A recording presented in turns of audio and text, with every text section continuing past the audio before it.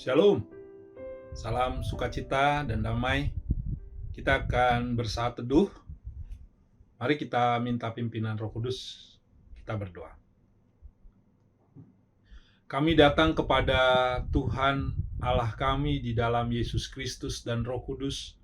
Ketiga yang esa, kami bersyukur kalau kami masih diberikan kekuatan untuk datang kepada Tuhan. Terima kasih di hari yang kemarin kami kembali mau membaca dan merenungkan sabda Allah yang kudus. Beri kami kekuatan untuk setia kepada firman Tuhan, dan kami dapat melakukannya. Berkati kami semua ya Tuhan dalam perenungan ini. Dalam nama Yesus kami berdoa. Amin. Saat ini firman Tuhan terambil daripada 1 Korintus pasal yang kedua.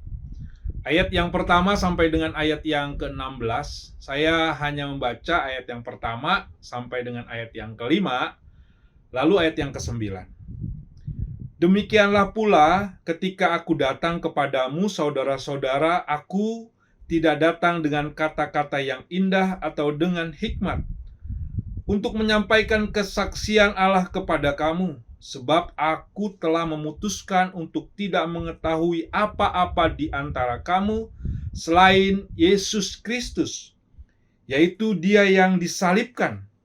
Aku juga telah datang kepadamu dalam kelemahan dan dengan sangat takut dan gentar.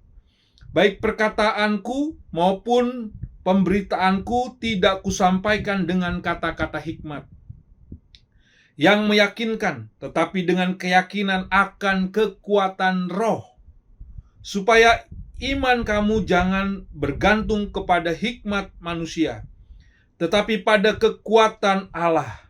Ayat yang ke-9. Tetapi seperti ada tertulis, apa yang tidak pernah dilihat oleh mata dan tidak pernah didengar oleh telinga, dan yang tidak pernah timbul di dalam hati manusia, semua yang disediakan Allah untuk mereka yang mengasihi Dia. Sampai semikian pembacaan firman Tuhan. Kiranya Kristus dimuliakan. Shalom, salam sukacita buat jemaatku, opo oma, anak-anak, dan semua jemaat yang diberkati oleh Tuhan kita Yesus Kristus. Pada hari ini saya memberikan judul dalam renungan ini, iman yang bersandar pada kuasa Allah.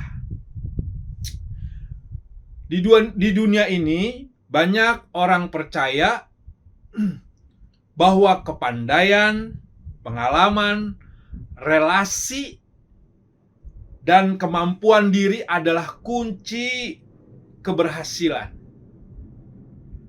Kita diajar untuk tampil meyakinkan, bicara dengan baik, dan menunjukkan keunggulan.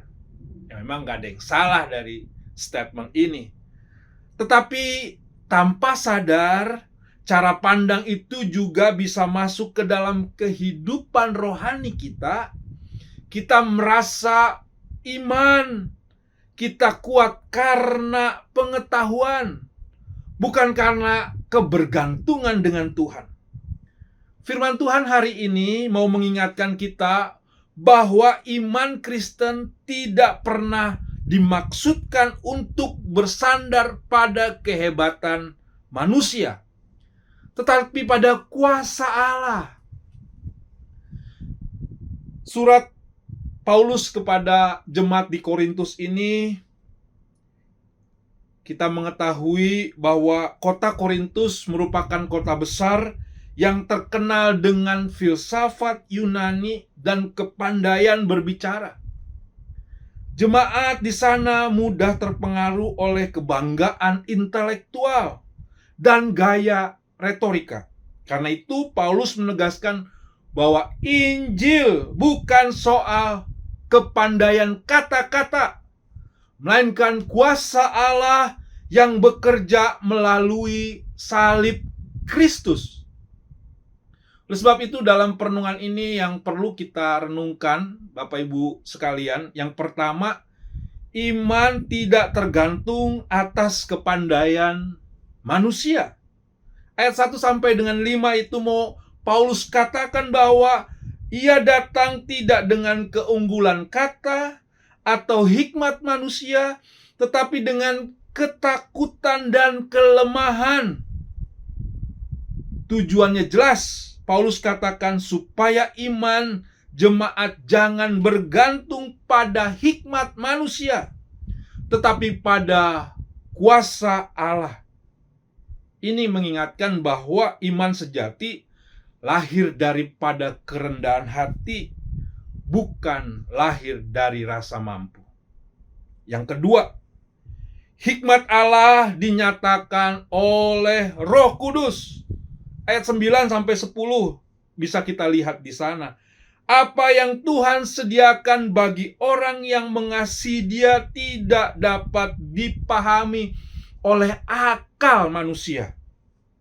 Hikmat itu hanya dapat dimengerti melalui pekerjaan Roh Kudus. Tanpa Roh Kudus, firman Tuhan tidak bisa menguasai orang percaya. Firman Tuhan terdengar biasa. Dengan Roh Kudus, firman itu mengubah hidup manusia, mengubah hidupku dan hidupmu. Yang ketiga, orang percaya dipanggil hidup dipimpin oleh Roh. Paulus mengingatkan bahwa manusia hidup tidak mengerti perkara rohani, tetapi orang percaya telah menerima Roh dari Allah dan dipanggil untuk menjadi orang yang memiliki pemikiran Kristus.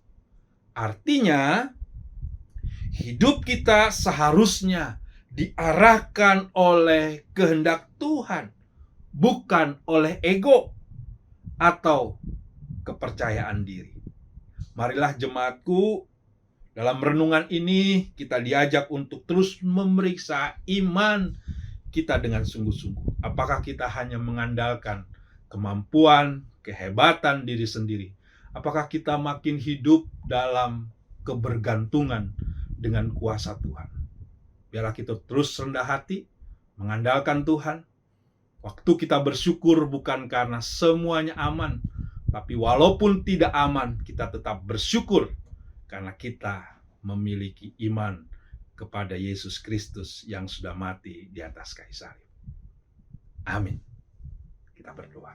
Terima kasih Tuhan untuk penyertaan-Mu dalam kehidupan kami. Kembali kami menyerahkan hidup kami satu hari ini ke dalam tangan pengasihan Tuhan. Berkati keluarga kami, berkati usaha kami, berkati apa yang kami lakukan sepanjang hari ini. Kami yakin ketika kami melakukan yang baik yang Tuhan ingin kami kerjakan, ada berkat, ada kekudusan, dan ada kekuatan secara iman. Dalam nama Yesus, kami sudah berdoa. Haleluya. Amin. Tetap semangat. Tuhan Yesus memberkati.